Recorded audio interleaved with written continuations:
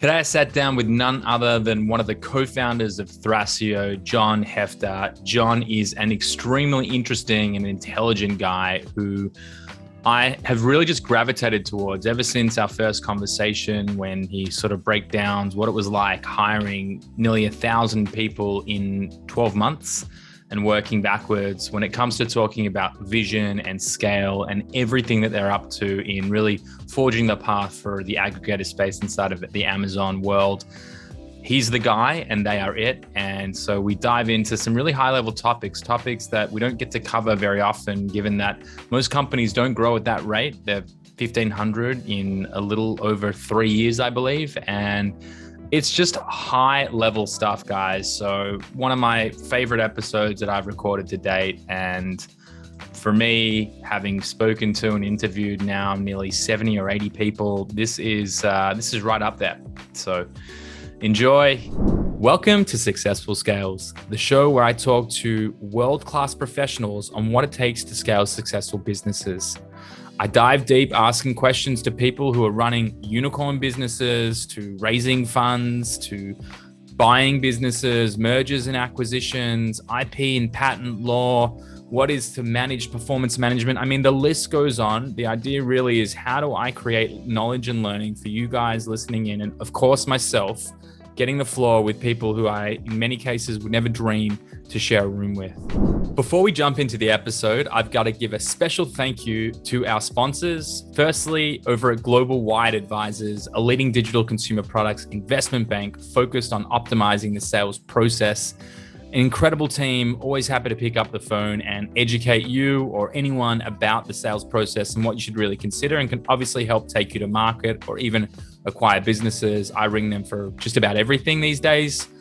Us over at Multiply Me, we are the end-to-end executive search and HR function into the Philippines, helping find better talent and onboarding them effectively. And last but not least, Escala, our management consultancy focused on process improvement, where we help build better systems for your business. That's all the ads you're going to get from me, ladies and gentlemen. The rest is all about learning. I hope you really enjoy and get as much out of these sessions as I do, sitting face to face with some of the world-renowned leaders in their respective fields, asking them the tough questions that they're not often asked.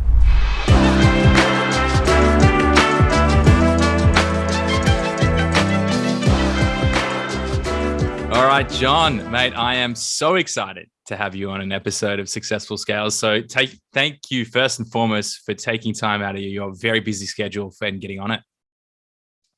Absolutely happy to be here. We had such a easy and fruitful conversation when we first met in Las Vegas. I guess about a month ago now.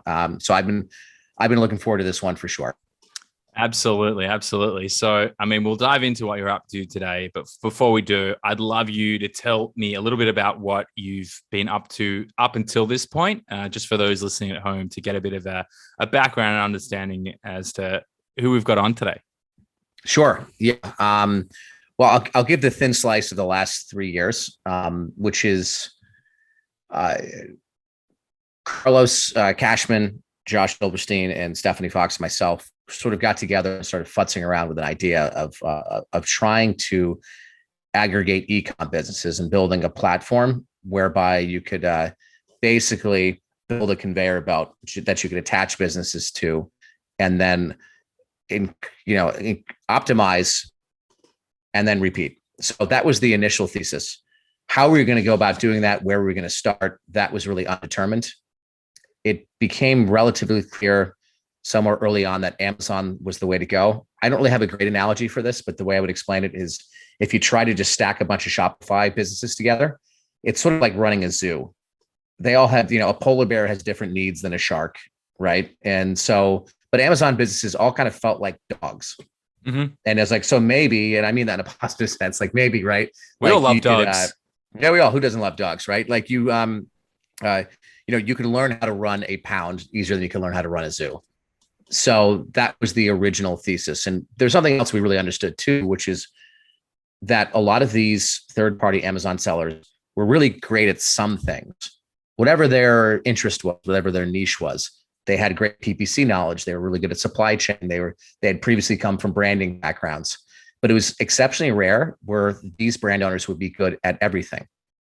So the idea was like, let's build pods of excellence that will make us competent, or at least have esoteric expertise across a wide set of domains by simply plugging these businesses into this conveyor belt system that would take these businesses through the domains that we'd see, we'd see significant growth.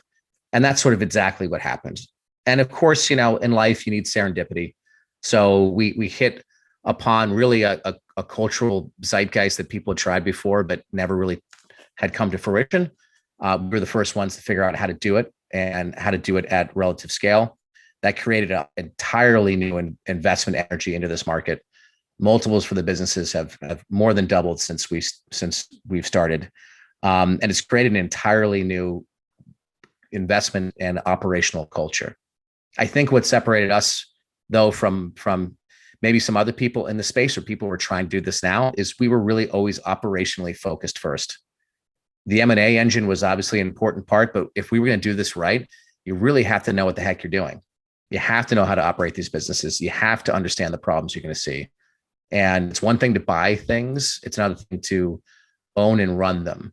And for us, I think that was the key differentiating point, was that initial focus. So cut from 4 people in idea 2017, incorporated 2018, I believe it was April. Internationally, we just hit 1,500 people. We run over 150 brands on Amazon right now. Current run rate has us about 1.5 billion in sales by the end of this year. Wowie. Wowie. Listen, I'm pretty sure I read somewhere, fastest unicorn in US history. Am I making that up, or is that the truth? I think there's one little caveat. It's we're the fastest profitable unicorn in US history. Others have gotten valuations faster, but they're still in that sort of growth mode. So yes, whatever it is, it's pretty darn fast. I'm not going to, pontificate on the speed of everything, but it certainly has been an exceptional thing to be a part of. It's been an exceptional thing, frankly, to witness, to see how all these pieces sort of come together. And sometimes it feels very formulaic, but a lot of times it sort of feels like magic happening. Right. Do you have moments in time, obviously there's no way you could have anticipated when the 4 of you got together, 4 years ago, 3-4 years ago, that you'd be in a position like, how frequently do you have those moments where you're like, holy shit, like, how has this all come together? I do. They're very subtle. I think all of us are like, oh, that's nice. What are we doing tomorrow?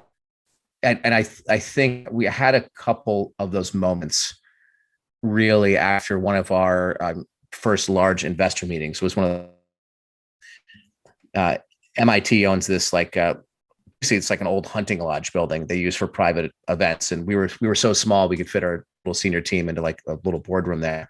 And we had the investors come in and just like barrage us for 6 hours. And it was so clear to me halfway through that we had this thing sort of won. And then you have a moment where you're like, oh my goodness, this is really happening. I know that Carlos envisioned a poster, which I went and like printed out, that basically says that in like a year and a half, we were going to be at like 100 million in revenue, 20 brands and 20 million in EBIT or something like that. And, we eclipsed that.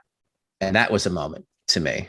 The drifts from like the teeny little office that we have next to the Dunkin' Donuts, where I literally painted the whiteboard and Carlos and Brandon would take out the trash, and, people would come in mistaking us for the water company, like those days, I actually look back with a tremendous amount of fondness. And the second office we had, I dealt with like the designer, and like Carlos ordered the chairs and the desks. And then to see where we are now, where, over 1,000 people in the States, offices, New York, Houston, Salt Lake, everywhere, all over the world. And to see the scale, it's pretty astounding. I some days, like, we all reminisce actually to the old days where it was like, all right, we're going to this trade show. We don't have a booth. Well, Brandon and I will just sit down for 10 minutes, design it. and then someone will run down to the booth making place and make sure it's made and pay them an extra $1,000 to rush it, or like, oh, we're going to do a website. Oh, I guess we'll sit down and write that today. That sort of scrappiness to me is the stuff I really reminisce on more than in the moment. Like, wow, this is sort of happening. But maybe I'm also a person who doesn't like to take pictures because I like to enjoy the moment I'm experiencing without overly reflecting on it. So I don't know if that answered your question, but for sure. Well, I would say as well, I mean, for it to happen that quickly, that you go from painting the walls to, being seriously funded and acquiring that many businesses and growing to, 1,500 stuff. And I think you mentioned to me, it was either 14 or 16 countries that you're actually deployed into. You have team members. It's happened so quickly. So you don't even have time to sort of even, stock take and take those moments as well. So I don't know, from someone who definitely isn't growing as fast, but is growing quickly as well, it's important to take those moments for sure and just think. There's something actually I think is the quarterback in the States, Tom Brady, has won a bunch of championships. And someone asked him recently, he's like, what's your favorite Super Bowl ring of all the ones you've won? And his answer was the next one. And I think that mindset is helpful in life. Right. It's not really reflect on your great. I think it's great to reflect on mistakes. I think that's massively important. But I think looking towards the potential of tomorrow is much more of a fruitful exercise. I couldn't agree more. And I was just having a conversation in a mastermind I was a part of, and I was just talking about, like, at what point in time does that feeling of imposter syndrome actually sort of dissipate? Like, at what point are you like, all right, well, I'm really ready to be here and I deserve to be here? And these were some extremely successful people, had built, bought, sold, north of 10 businesses. And they're like, you know what, if you're in a good position, it actually never happens, and you stay humble. I actually, that people have the imposter syndrome. Life's full of trade-offs. It's not only a negative thing. There's positive connotations to the imposter syndrome. To me, it's waking up every day and reconciling your worth and your potential and understanding you still have more to learn and do. So having an imposter syndrome, which we all do, unless you're completely delusional, right? Yeah, totally. I think is actually valuable. And I think it's good to talk to trusted friends and colleagues to work through some of those feelings when you have them. On the flip side of the coin, I think I actually coined this term. I probably didn't, but it's, like, I started using this about 4 or 5 months ago. I was like, what do entrepreneur types have? And one of the things that came up to me constantly was this positive delusion. It's sort of this level of optimism. Mm-hmm. If you really sat there and you were going to launch any business that you have, your business or Thrasio or an Amazon business, and you wrote down everything negative that could happen, you're going to be just put in a place of fear and you're never going to do anything. But if you sort of delusionally avoid those and look at the goal of where you could get and just start working towards it, and just not even sort of fretting when you get slapped in the face by life and learnings and problems and such, that's when good things happen. And that seems to be a theme, as I spent a lot of time traveling since March this year, almost the entire time, talking to people who've had various levels, but serious success. And they all seem to have that thing in them. The idea of just ignoring the problems and focusing on the potential outcomes. And that doesn't mean not dealing with them. They come up, ignoring the potential for problems. Yeah. So I've never heard it phrased in that term. So I will definitely give it to you that you probably coined that. But I think that that's absolutely, the secret sauce, right? Is that a million things are going to not work out the way you want, but as long as you can put a positive spin, as long as you can actually continue to drive forward. And I think, that also builds into the success that is consistency. If you show up every day and you incrementally improve and you make that one little change, over time, what's going to be more enduring. And I think it is that entrepreneurial spirit that, throwing caution to the wind and saying, you know what, there's a million things that probably are going to go wrong, but we'll just figure it out. For sure. Yeah. So I got a few questions for you, more so about the old days that you probably heard before, but then we'll jump into some of the juicy stuff. I mean, I'm just curious, the four of you came together. Like, how did you build that game plan? When we talk about scaling a business and scaling successfully, I'm a big believer in, measure twice, cut once, put emphasis on the planning. And I absolutely loved, and it's probably the first time I've heard someone actually lead in saying you've got to be operationally savvy before you worry about the M&A. And we'll talk about that in a second. But so how did you guys, the four of you, come together, and at what level was there a game plan built out? I had, for Multiply Me, a business model canvas written out, and I pitched the founding team. It was the 1-page business plan. Where did you take it? Where did you guys take it? That's a really great question. I think on the onset, one of the things that was very helpful for the early days was we really had good balance. I think to run a healthy business, you need certain domains covered, right? You need a visionary, you need a scrapper hustler, you need a gatekeeper, you need a structure person. You need all of those things sort of happening in unison in order to not get thrown off the rails too much. So I think initially we had really good balance. In Josh, we had someone with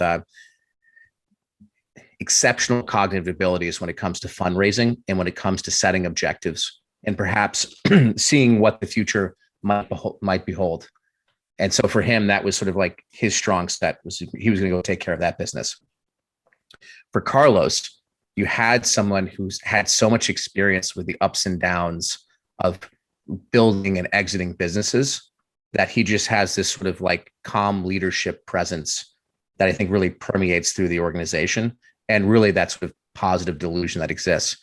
More than that, he's the best networker I've ever met in my entire life. So I believe it was just under our first 50 hires were all from Carlos's network or the network that grew from people we brought in. So instantly we had 50 capable people across all of the levels of expertise that we want. And that to me is something that I want to point to right now, is that when you bring in really good people, you have to sell them on the vision, right? They have to believe in the objective that you've set for yourself and believe in the pathway forward. And then you have to treat them really well. And when you get great people, you sell them on the vision, you treat them really well. You know what they do? Smart people generally know smart people. They Absolutely. They are your best recruiters. Then we had Stephanie, who had an amazing, calm, organizational, operational mindset. Was just so incredibly steady, bright, organized. And that to me was like, all right, well, we had that piece. I am a crazy branding sales guy, kind of disruptor. I like to break things and rebuild them and come up with wacky ideas I believe in culture. I'm a huge culture person. And then like right after that, we brought in like Monir, an amazing supply chain person. We brought in a great finance team started with Joe. Ken was a perfect M&A fit. MDN was the perfect diligence fit. Branding is one of the best marketers I've ever met in my entire life. And so you had this like convergence of really smart people coming together. And we had, while we were stumbling around, we were constructing a very sound plan. And we knew, like I said, that these assets that we're acquiring are worth nothing unless we actually make them better. So it was as simple as finding what's out in the market, being selective with our thesis. This is another thing why I think people, the translation to sin is to miss your mark. And the people who tried this before us really did not consider their selection process with a lot of care. There's a lot of trendy products they selected. So they didn't buy fidget spinners, but it'd be equivalent of like buying fidget spinners on the way up, where we were like, Carlos and I would always like laugh about our dream was a spatula. And we finally acquired a spatula business after 2.5 years. But like, why the spatula? There's nothing more boring, but there's nothing more ubiquitous and stable than having a spatula ASIN with 9,000 reviews. because someone's just gonna be like, I need a spatula. Oh, that one looks good. People seem to like it. It's a non-emotional decision. Yep. Boom. So instead of chasing glory, we were sort of chasing humility in a lot of ways, and looking blue chip brands almost.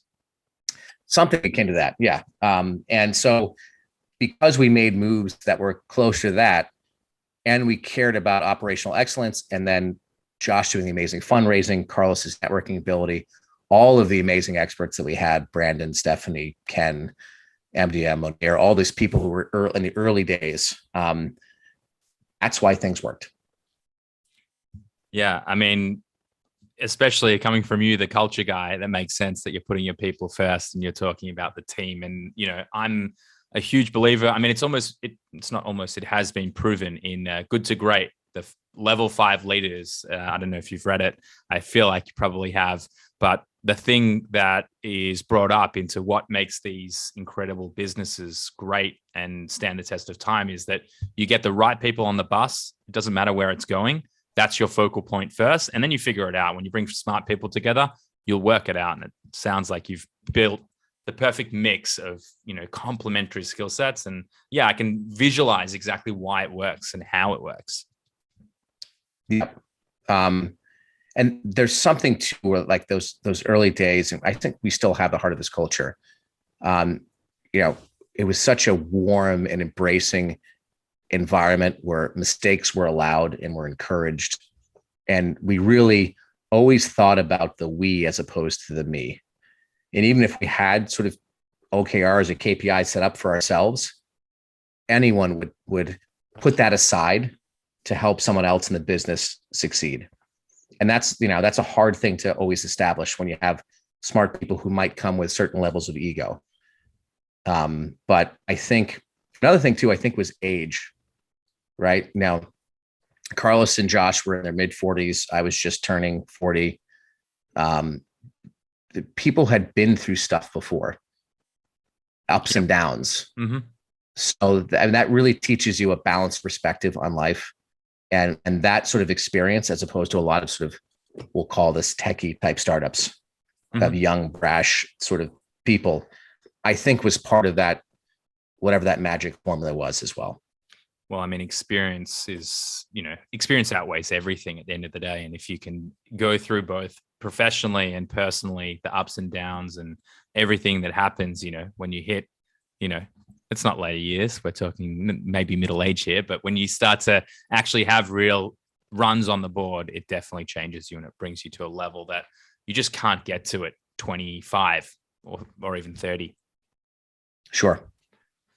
So you said a few things early on that sort of caught my attention. And one of them was building these pods of excellence. You said when you were acquiring brands that you looked at the things that they were doing best. Not every brand would do things, you know, there wasn't these unicorn brands that could do absolutely everything great, but walk me through that and walk me through how that sort of, you know, permeates throughout the whole Thras business. Yeah, that's great. I would say one of the things you have to focus on is self-awareness. So I am very self-aware that I don't know a lot of things. And that is the same, that culture that Carlos and Josh built. It's the same thing. It's like we were aware of our level of ignorance. And there's a couple ways you can go. You can kind of go a tyrannical route, which is like, I'm going to learn everything, be the best at everything. And, you know, and that's the way we're going to grow this business. And a lot of small business owners have that mindset. That is small. Like that is small business mindset 101. Yes.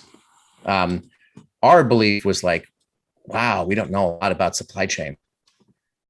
Maybe we should find someone who really knows a lot about supply chain and then just hand them supply chain. And so that was our collective mindset from day one, was being self-aware to realize your weaknesses and then filling those weaknesses and turning them into strengths. So that's what systematically we set out to do, was to build a center of excellence in marketing, in PPC, in Google search, in direct to consumer, go on to operational excellence, flat file experts, compliance experts, people who know how to talk to Amazon to deal with suspensions and all those sort of things, SEO people, and fill in all of those gaps to create, again, this conveyor belt. New brand comes in, so we look at, like, have they looked at their packaging tiers? Have they looked at their flat file optimization? Have they looked, when's the last time they did their bullets or titles? Is the creative good? So on and so forth down the line, and just fix those things. And there's no magic bullet. It's all these like teeny little incremental steps. That's what leads to positive outcomes. Again, you know this, you've been around, like, the magic bullet syndrome is just so pervasive in the e-commerce culture. It's people will go to these events and they'll write down the 15 biggest hacks that might work for 12 minutes. And then they get their team on the phone or email, yell at them and say, go do all this. And they feel like their work at events is done. But are they really thinking about the big picture things?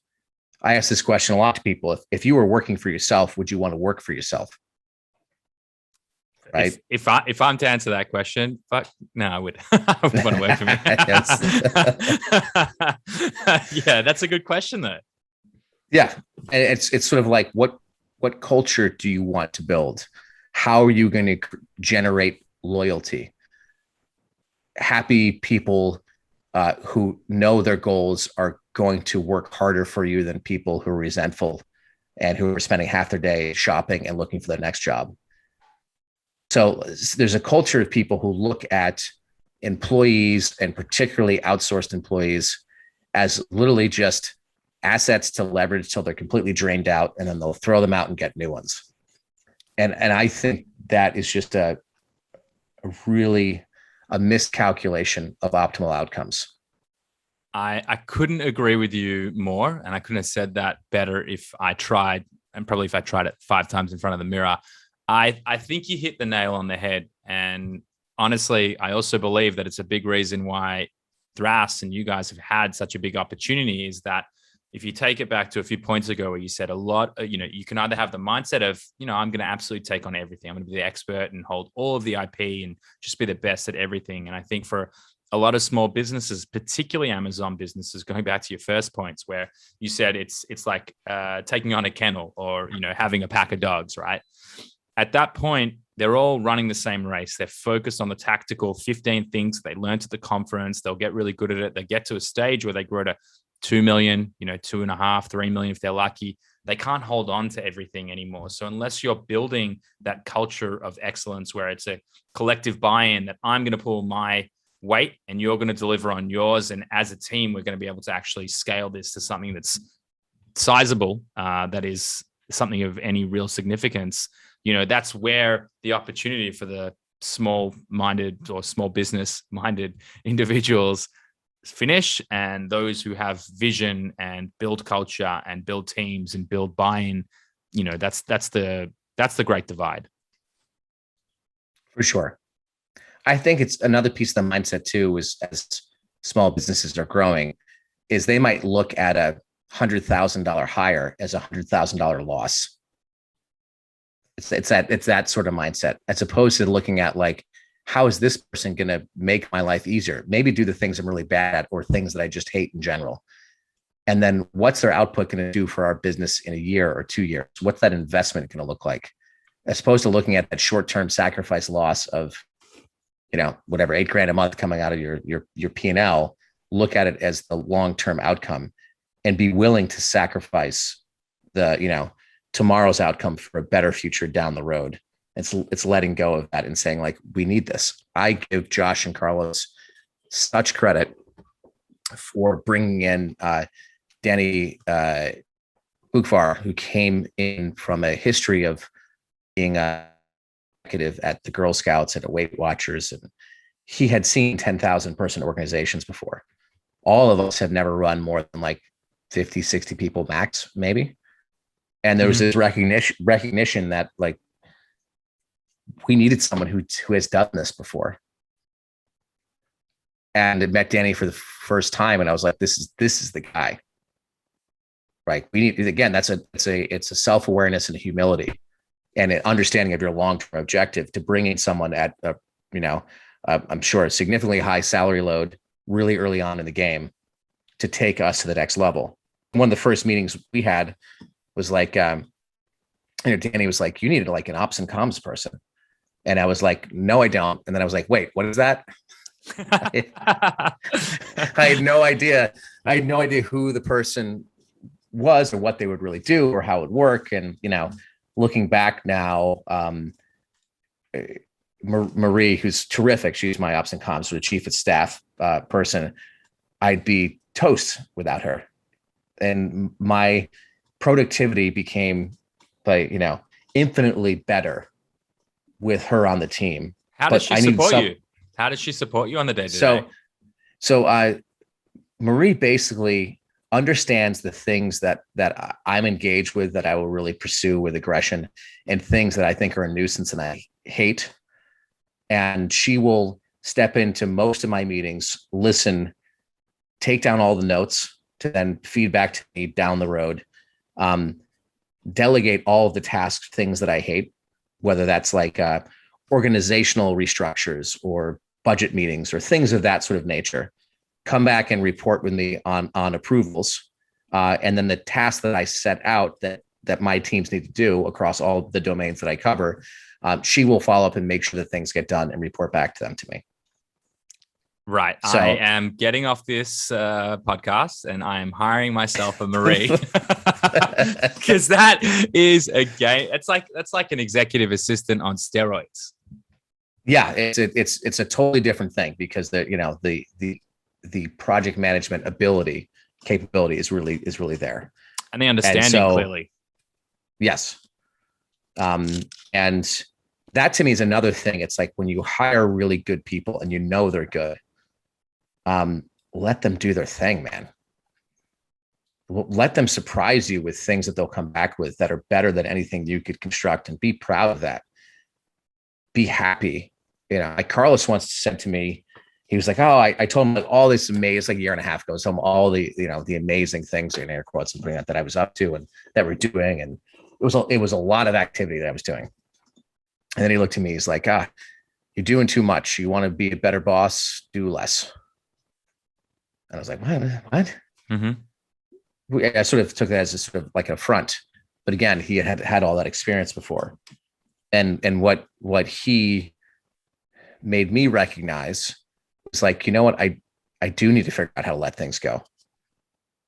I might not be able to replicate myself, but I need smart people to be able to take this thing, and then I need to trust them that they'll come back and deliver. And most of the time they certainly will. And even when you don't, you deal with it. But otherwise you're dead in the water if you want to scale. If you don't just like, let go of the reins and just, understand that the wave is coming and you can't control the wave, you just control the ride. You'll be in big trouble in scale land. Absolutely. You can't expect to be able to hold on to every component of it, because it'll fall apart and you'll actually achieve nothing. And I think to your point, a buddy of mine, I don't know if you know Stephen Pope, my Amazon guy, but he is a big believer in culture index. Familiar with culture index?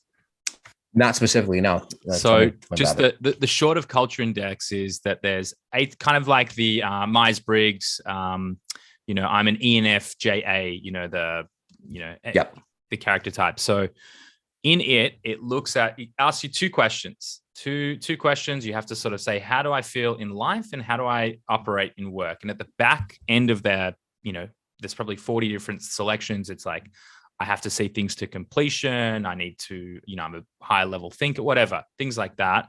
It looks at how you perform in your personal life and then how you perform as you perceive what the expectation is on your role. And it looks at like your drive. It looks at your attention to detail. Are you a high level thinker? Are you creative?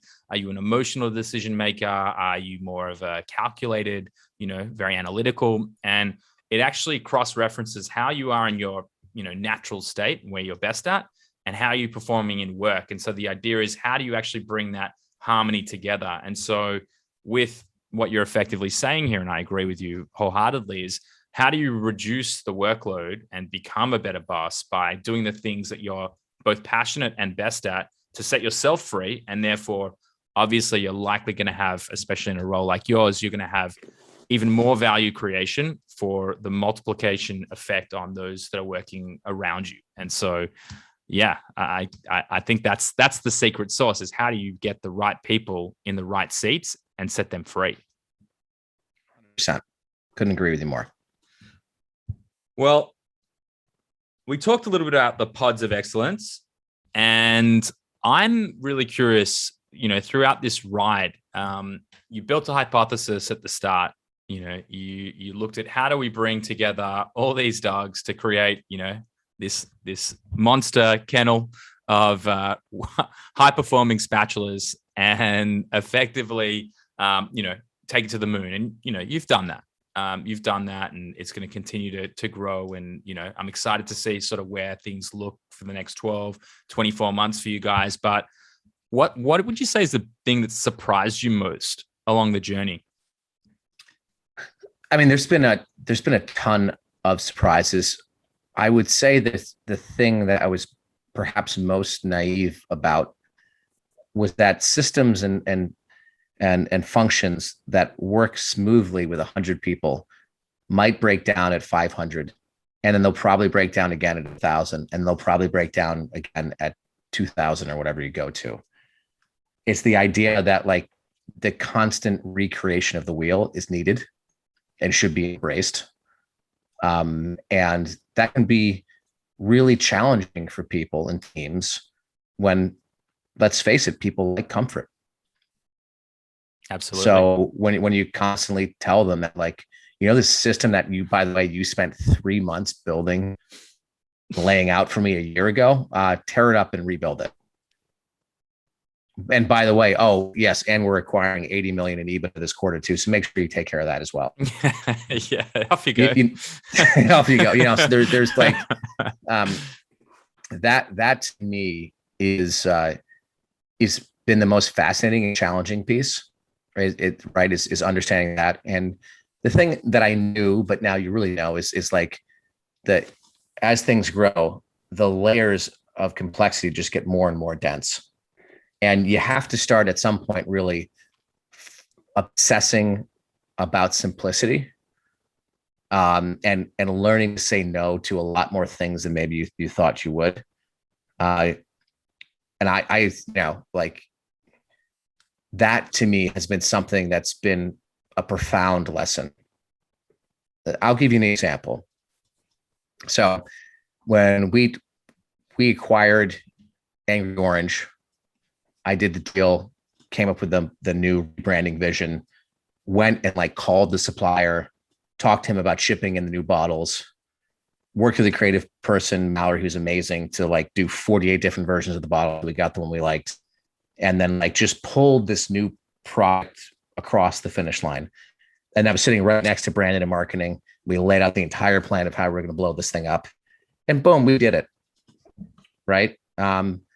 And that wouldn't work every time. And maybe there was some luck in it. I can accept that. That's totally fine. But now I look at like, if let's say I wanted to do that tomorrow, we acquired, Angry Lemon. And I was like, I want to run this out. Okay, great. Why don't you set up meetings with our brand management team? And then they will coordinate with our Google PPC team. Oh, by the way, why don't you run through a compliance protocol? They have 30 things on their desk, but they'll get to it eventually. And is supply chain, can they handle this? You have to talk to your supply chain mid-manager. Who's your product launch person? Like, so that like, yeah. No, like I'm picking up what you're putting down.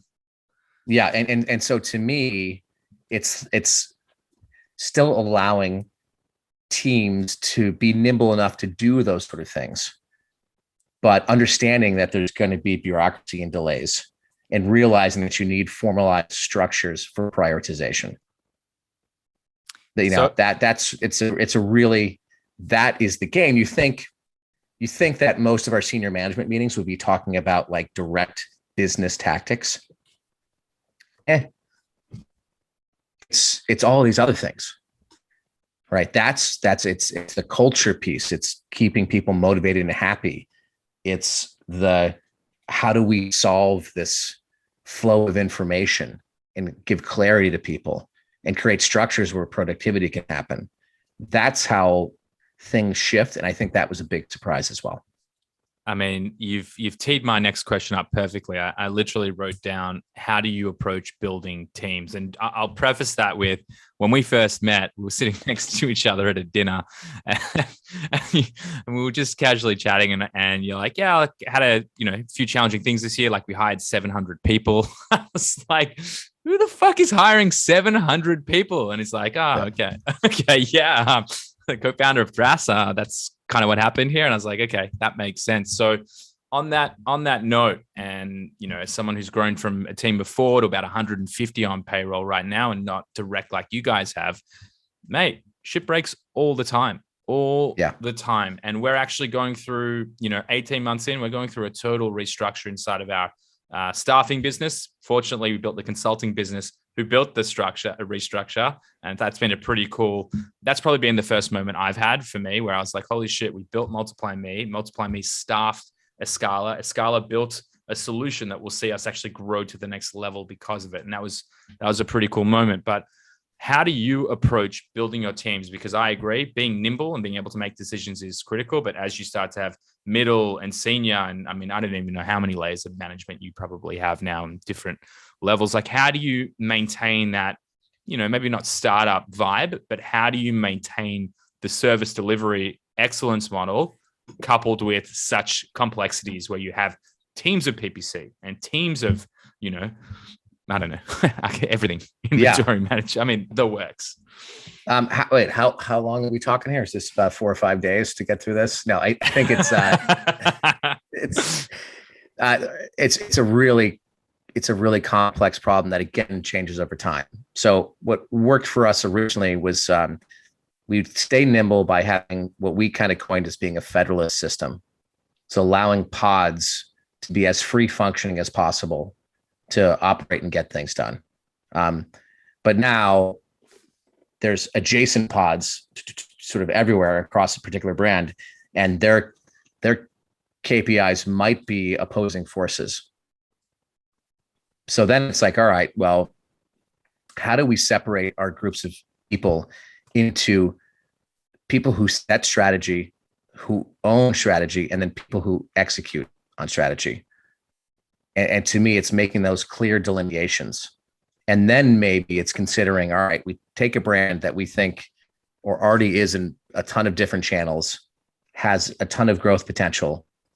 Does that sort of become one operating unit that then we can pull away from our core business and let it be their distraction and their ownership?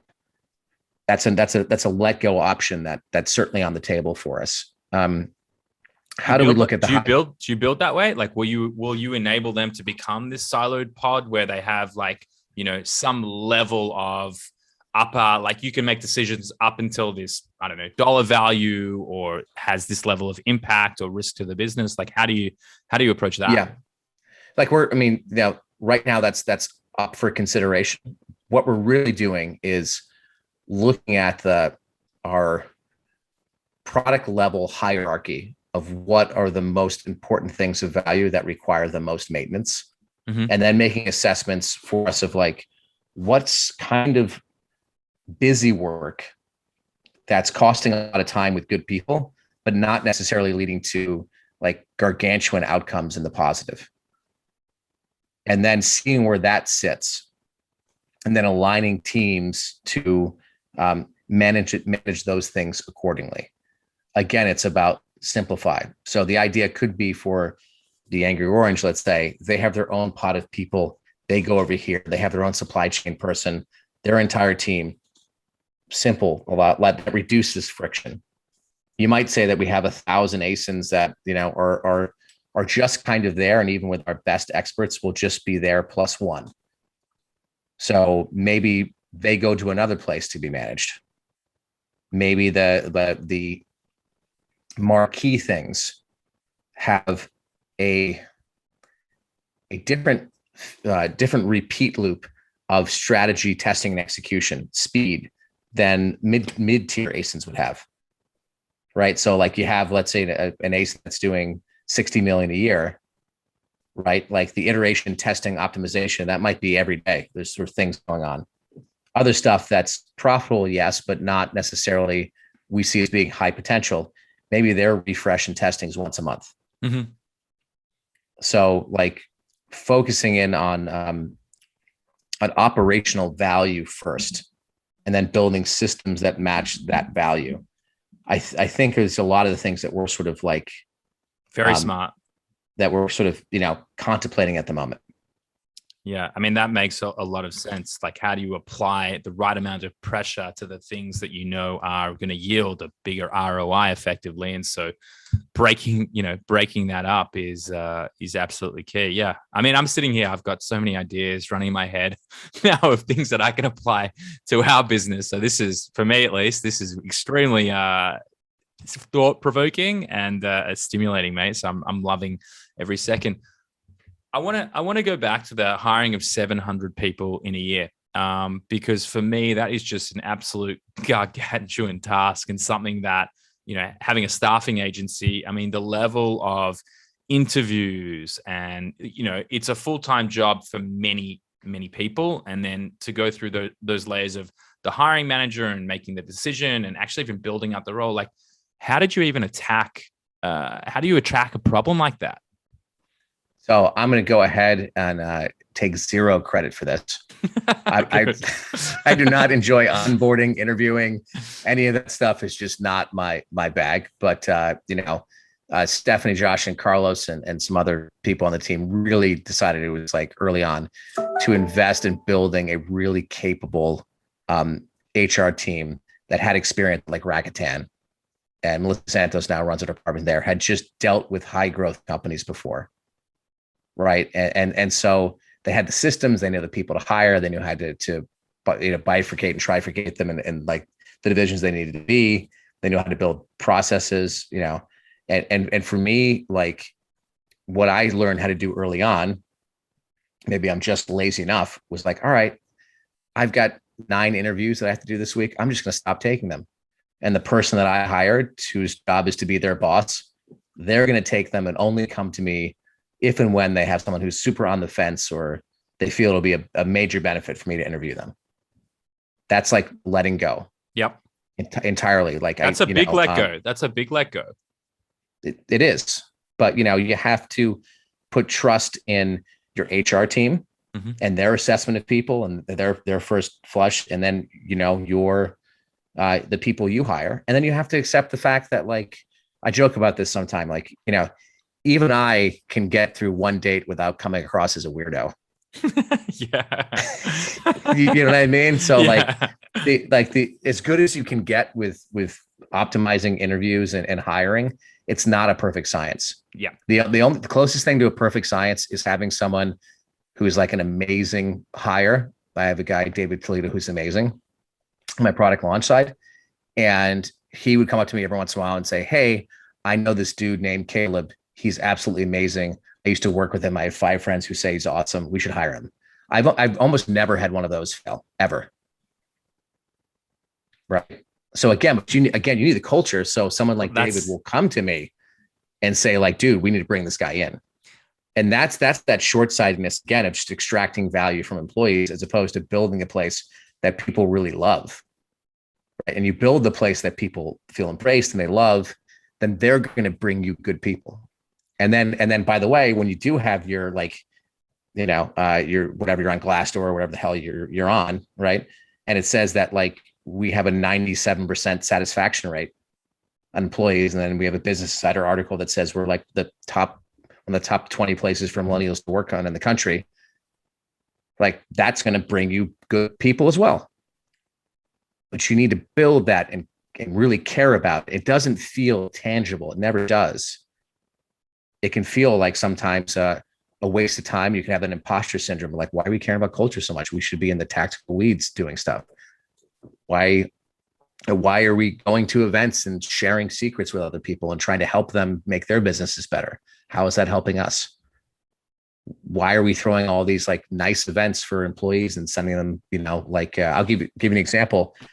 We have an amazing sort of employee satisfaction team run by Ali Rosewood. He's just a fantastic person.